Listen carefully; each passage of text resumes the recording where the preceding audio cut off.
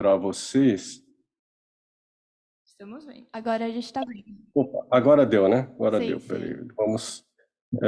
Vamos colocar na tela cheia aqui, né? Deu certo, né? Deu. Tá. Então, vocês devem estar enxergando aqui o título: Conexões, Desconexões e Reconexões Brasil e as setas e Japão, né?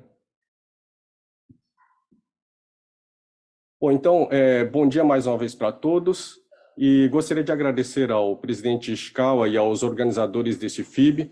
E quando eu recebi esse convite, vocês devem estar percebendo aí pela foto, né, que está aparecendo na tela, foi impossível não relembrar, aliás, como já foi citado nos discursos anteriores também, né, do saudoso Marcelo Hideshima, com o qual eu tive, na verdade, um convívio bem divertido em eventos esportivos e culturais dos jovens Nikkeis na Zona Norte de São Paulo, lá no Tucuruvi. Depois, cada um tomou seu rumo, ele no Brasil, eu no Japão, e tínhamos justamente feito uma reconexão em um encontro com o presidente Ishikawa e a ex-cônsul Sekiguchi-san, de Manaus, né, que nos encontramos em Tóquio, e no qual falamos sobre o tema de hoje, que é a importância de se fortalecer a conexão entre as lideranças do Bunkyo e a comunidade brasileira no Japão. E no Japão, as pessoas, a imprensa costuma me apresentar como um sansei, um Nikkei brasileiro de terceira geração. Mas eu tenho, estrategicamente, me apresentado como um Zainichi Burajiro de Issei, que seria brasileiro de primeira geração residente no Japão. Ou seja, eu já me considero um Issei brasileiro radicado no Japão, para mostrar que eu já me considero um membro permanente da sociedade japonesa, né? E entre várias atividades, uma delas recente, eu fui consultor acadêmico de uma pesquisa da Agência de Imigração japonesa, que ela se desmembrou do Ministério da Justiça, a Agência de Imigração, para cuidar dos assuntos especificamente relacionados aos estrangeiros, né? Então, esse Unil Kancho, que é a Agência de Imigração, então, fez uma grande pesquisa para aferir a situação da população estrangeira no geral, aí, claro, incluídos com destaque os brasileiros, que estão com visto de Nikkei e outros vistos no Japão. Então, já estamos aí na quarta edição consecutiva dessa pesquisa, né? Que ela fornece dados interessantes para comparar os brasileiros com outras nacionalidades. Então, apesar do tempo bem limitado aí de só mais ou menos uns 25 minutos que eu tenho hoje para a palestra, eu quero tentar traçar primeiro um paralelo entre a história da migração, a chamada DKSEG, né, do ponto de vista de quem está no Brasil e de quem foi para o Japão. E isso pode nos ajudar a vislumbrar algumas conexões e desconexões. E, em seguida, eu gostaria de tentar passar para vocês aí alguns dados dessa pesquisa que eu acabei de citar, do governo japonês, sobre os estrangeiros, para poder radiografar o estado atual dos brasileiros no Japão. Então, vocês veem nessa tabela aqui, eu tentei fazer um paralelo aí cronológico, né, de conexões entre Brasil e Japão, a comunidade Nikkei no Brasil e a comunidade chamada, entre aspas, de DKSEG no Japão, né? Então, já antes de 1990, ou seja, na década de 80, por exemplo, em 88, nos 80 anos da imigração, quando se tinha no Brasil o discurso oficial da comunidade nipo-brasileira como sendo integrada e bem-sucedida, mas era exatamente nessa época que já nascia a chamada migração DKSEG nessa rota Brasil-Japão, com esse deslocamento para o Japão e uma desconexão, ainda que momentânea, dessas pessoas com o Brasil. Em 90, a gente tem a reforma da lei da imigração japonesa, a famosa, e com isso o boom, a revoada dos DKSEGs para o Japão, que ganhou bastante intensidade. E à direita, vocês veem que, de certa forma, houve uma imediata reconexão desses brasileiros que rumaram para o Japão, né, com o seu país natal, o Brasil, através das remessas internacionais. E aí, em 98, nós temos os 90 anos de imigração japonesa no Brasil,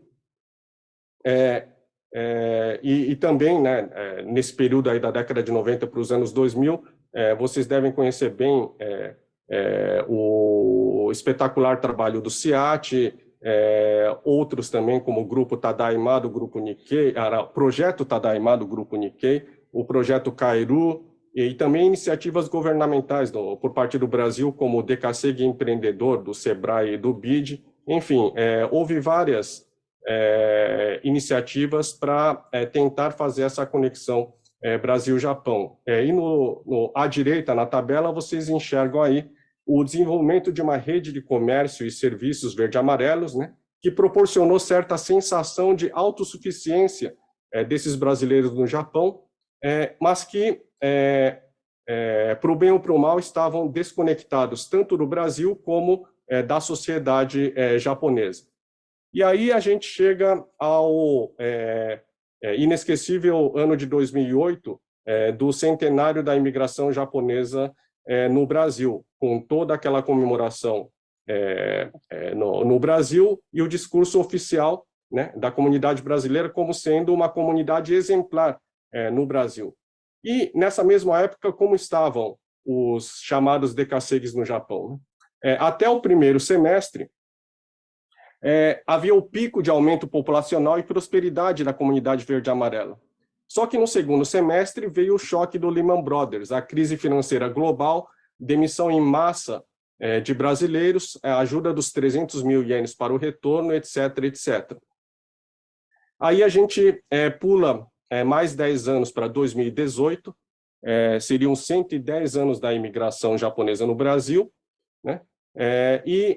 Até essa data, ou seja, ao longo dos anos 2010, no caso do Japão, não tem como não lembrar que já em 2011 teve a tragédia do terremoto, tsunami e pânico nuclear em Tohoku e Fukushima, e no ano de 2018, quando eram os 110 anos da imigração japonesa no Brasil, no caso do Japão estava sendo lançada uma nova reforma aí da lei da imigração japonesa que não necessariamente privilegiava mais os Nikkeis, então era vamos dizer assim, o principal foco era trabalhadores estrangeiros, né, tentar receber mais trabalhadores estrangeiros, independente de serem Nikkeis ou não. E nesse mesmo ano também foi lançado um visto de Yonsei para a quarta geração, que era absurdamente restritivo, muito severo e que vem gerando aí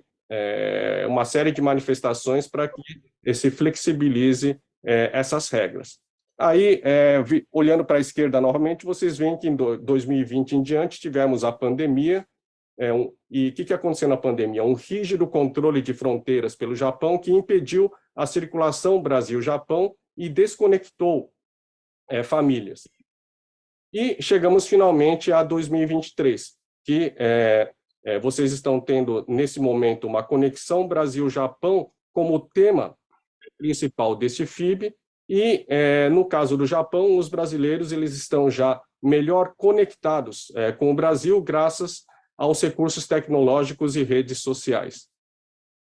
Bom, uma outra forma de se fazer o retrospecto e a cronologia aí dos brasileiros no Japão é essa que eu estou mostrando agora e que eu já escrevi a respeito em 2 ocasiões, quando teve o simpósio pelo governo brasileiro dos 20 anos dos brasileiros no Japão e depois dos 30 anos de brasileiros no Japão. São livros que estão disponíveis gratuitamente para download na web, então vocês podem procurar ter acesso depois se quiserem. E aí eu coloco o quê? Que nós podemos, assim,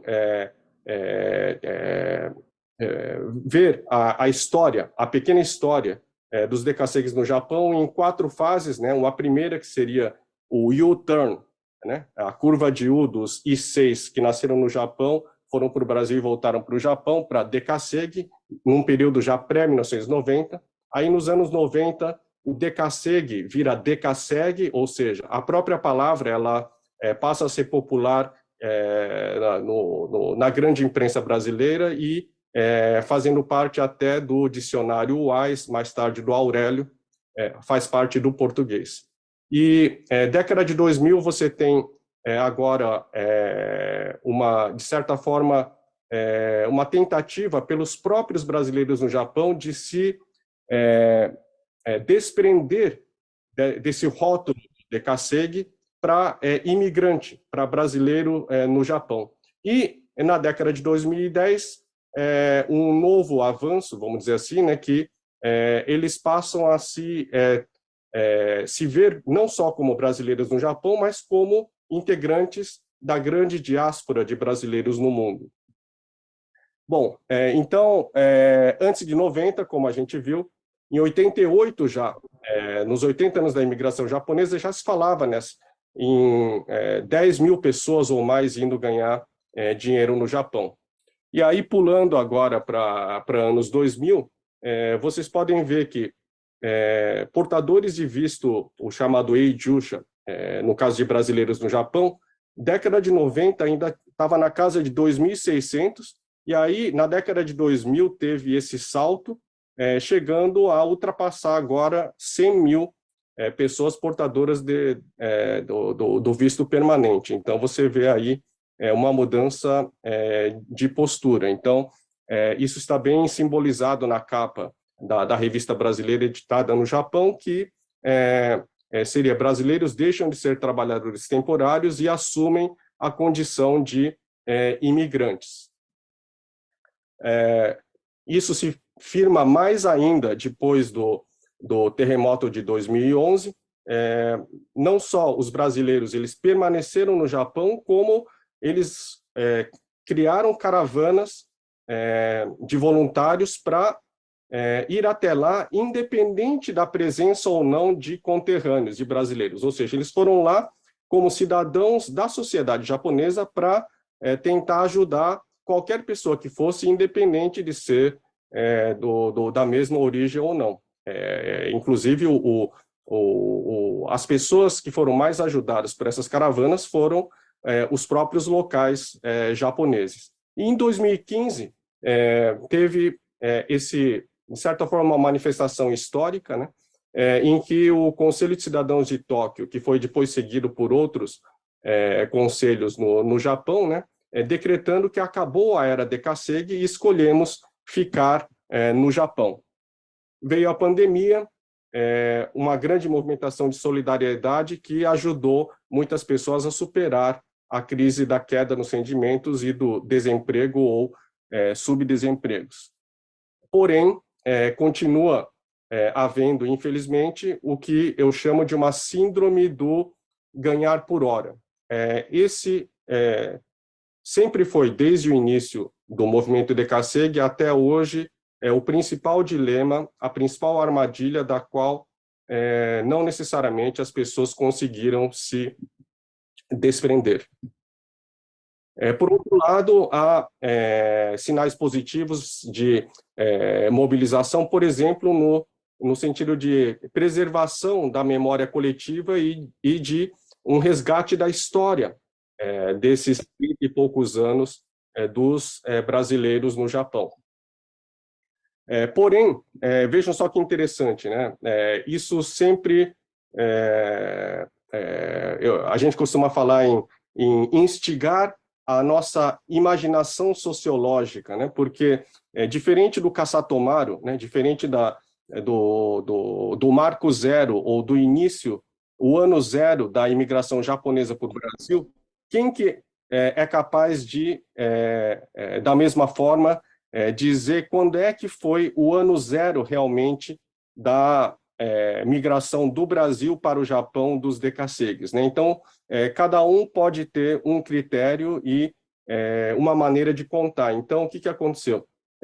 Por 2 anos diferentes, né? Por exemplo, em 2018, foi comemorado uma vez os 30 anos da migração brasileira para o Japão, né? Então, contando a partir de 1988, que de fato, antes de 90 já tinha começado esse movimento migratório, e por outro lado, no ano de 2020, novamente foram comemorados os mesmos 30 anos da comunidade brasileira no Japão, isso contando a partir de 1990, que é quando teve a reforma da lei da imigração. Então, depende do critério. A discussão aqui não é qual que é o correto ou qual está errado, né? Na verdade, as duas respostas estão corretas. E sobre os ION 6, essa perplexidade com relação às regras, e certamente esse é o assunto mais quente que pode conectar e pode interligar aí discussões entre os jovens do Bunkyo no Brasil com os que estão no Japão. Essa é uma tabela só para frisar a última linha aqui. Vocês vão perceber pelos números que o único momento em que realmente houve uma drástica queda no número de brasileiros no Japão foi 2008, 2009 para 2010 com a crise financeira global. Não aconteceu o mesmo no 11 de março de Tohoku e de Fukushima, né? E a crise da Covid, a pandemia recente, também não gerou um êxodo de brasileiros de retorno para o Brasil. Bom, daqui em diante, então, eu passo para a segunda parte, que são alguns dados colhidos naquela grande pesquisa que eu tenho prestado consultoria e que podem ajudar a fornecer, enfim, alguma inspiração para reflexão e também para discussão sobre qual que é a realidade atual dos brasileiros no Japão. Então, por exemplo, nós constatamos que 4 em cada 10 brasileiros já moram há mais de 20 anos no Japão, e 11,5%, ou seja, mais de 1 em cada 10 pessoas já mora há mais de 30 anos. E, dado interessante, 5,5% nasceram no Japão, esses que responderam à pesquisa. Outro dado, tem mais gente com visto permanente entre os brasileiros do que outros estrangeiros no Japão, se você compara com chineses ou vietnamitas, ou, enfim, com as outras nacionalidades. Mais um dado, mais da metade não faz mais remessas para o Brasil. Então, isso pode sinalizar também uma mudança de postura dos brasileiros que estão no Japão. Outro dado de renda, a maioria, a grande massa aí dos brasileiros no Japão está com uma renda que pode variar de 2 a 5 milhões de ienes anuais.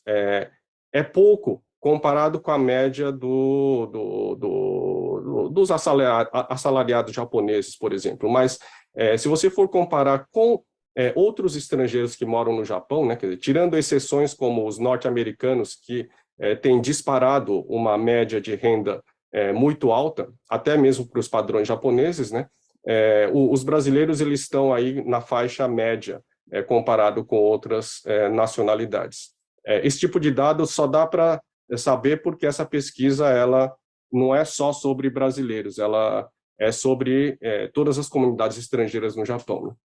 Outro dado, por que é que você veio ao Japão? Foi a pergunta, e aí a resposta, né, foi que brasileiros e vietnamitas eles lideram a resposta que o principal objetivo foi para ganhar dinheiro. Em outras nacionalidades você tem um outro tipo de variedade aí nas respostas escolhidas entre as várias alternativas. Outro, motivos para não querer permanecer no Japão, né? Pediram para responder para quem não pretende ficar muito tempo no Japão. Então, a resposta aí dos brasileiros foi que, primeiro, pelos familiares que estão no meu país de origem, ou seja, no Brasil.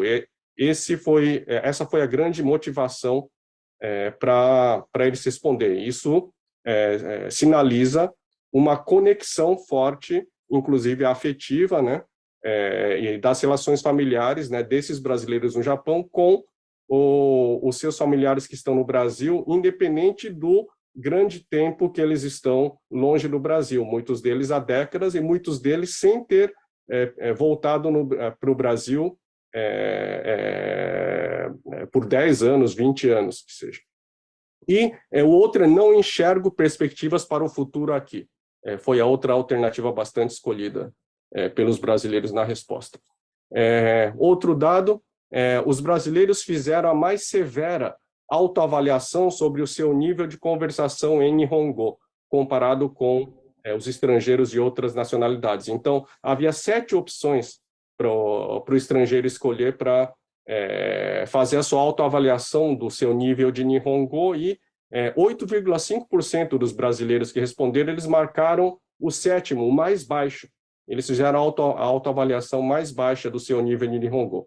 Por outro lado, 20% dos que responderam, eles marcaram que consideram que tem o seu nível mais alto entre as 7 opções, né? Então, talvez tenha aí uma disparidade entre um pequeno grupo de brasileiros no Japão que se autoavalia com excelente nível de japonês, porém uma grande maioria que é o oposto. Outro ponto, o Japão, né, o governo japonês, ele tem se esforçado nos últimos anos para colher dados sobre a koritsu e kodoku, né, que seria a solidão e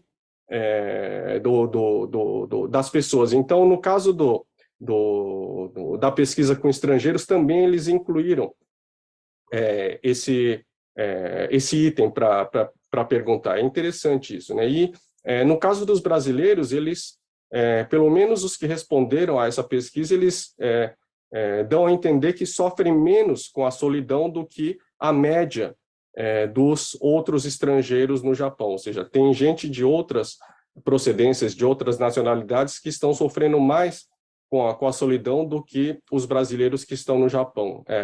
Isso também é interessante para se pensar por que seria, enfim, motivos não devem faltar. Grau de satisfação com a vida no Japão foi outro dado que nós pesquisamos e os brasileiros estão na faixa média, ou seja, no geral, os estrangeiros eles demonstraram um alto grau de satisfação. Até os outros professores, consultores, eles se surpreenderam, eles achavam que aqui todo mundo iria marcar um pouco mais de alternativas aí de insatisfação, mas, de modo geral, brasileiros e outros estrangeiros, todos eles marcaram um grau de satisfação relativamente alto em relação à sua experiência como um todo no Japão. E por que estaria satisfeito com a sua vida no Japão? Então, os brasileiros são os que mais marcaram a opção de que é um país seguro, né? Em japonês seria o chian ga yoi kara, né? Ou seja, não tem criminalidade. Essa foi a resposta mais escolhida pelos brasileiros no Japão e que se destacou comparando com outras nacionalidades. Principal insatisfação dos brasileiros. Mais de 30% marcaram que o salário é baixo, empatando com os tailandeses. E é interessante que nenhum norte-americano reclama do salário, e a opção mais marcada por eles, pelos norte-americanos, foi não me adapto à cultura e costumes do Japão. É interessante que, não sei se isso tem a ver com o fato de a grande maioria dos brasileiros no Japão ser Nikkei, para eles o negócio é o salário que está baixo. Com relação à tão falada questão do choque cultural, comparado, por exemplo, com os americanos, poucos brasileiros marcaram essa opção de que o problema é de não se adaptar à cultura e aos costumes do Japão. E informação que mais sentiram falta nas orientações para iniciar a vida no Japão é aposentadoria e previdência social, e outra é impostos. Isso foi uma tendência similar em todas as nacionalidades. Bom, por fim, o que é que o Bunkyo pode oferecer para a comunidade brasileira no Japão?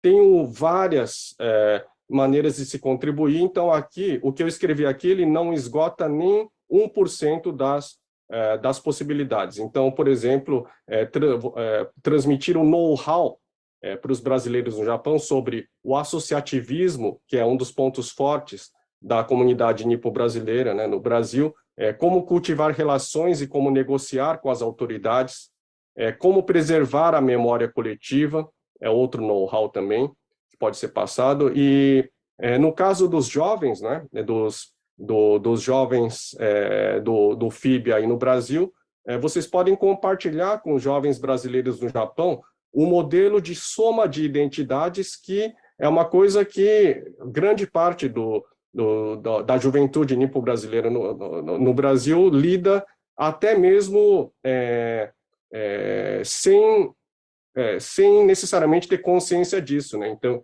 essa coisa de que é viável prezar simultaneamente a cultura e os valores brasileiro, o japonês e, por exemplo, quem é descendente de Okinawa, acrescentando aí também o okinawano, ou seja, essa pluralidade, essa coisa multi, né?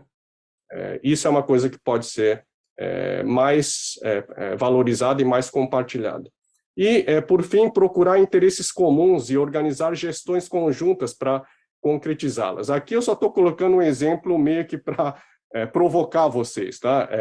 Eu nem estou achando que isso é tão viável para um futuro próximo, mas, por exemplo, é do interesse tanto de quem está no Brasil como de quem está no Japão que alguma companhia aérea japonesa retome a rota de voos Brasil-Japão.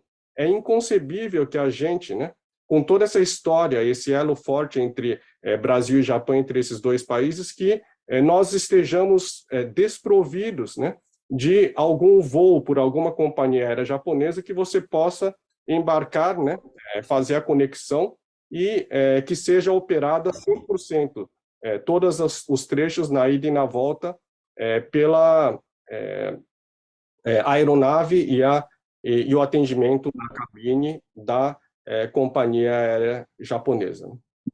Bom, para terminar, então, isso o embaixador Hayashi também já frisou, né? A grande notícia para a conexão Brasil-Japão é a isenção recente aí do visto para quem quer visitar o Japão. Então, isso facilitará muito para quem tem familiares trabalhando no Japão e precisa encontrá-los lá.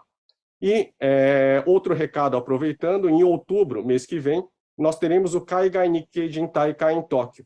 E eu vou mediar um painel com jovens Nikkeis que estão engajados em iniciativas muito interessantes, com a peruana Narumi Ogusco, que fez um vídeo sobre identidade, o Eric Uramoto, da Associação de Pesquisadores Brasileiros no Japão, que é outra iniciativa bem interessante lá, o André Nakandakari, que é jornalista do Brasil Nipo e do Nippon Já aí no Brasil, e uma representante do Bunkyo, a Patrícia Takehana. Então, a convenção é híbrida, com intérpretes em 4 línguas, então vocês podem acompanhar online gratuitamente. E quem quiser saber mais aí sobre o que eu penso sobre essa questão dos brasileiros no Japão, pode ler a minha palestra no simpósio do CIAT no ano passado, que está em forma de livro, né? Está disponível em livro, que está aparecendo aí na tela, com outras também muito interessantes palestras que estão registradas daquele simpósio nesse livro do CIAT. Então, é isso, gente. Obrigado pela atenção e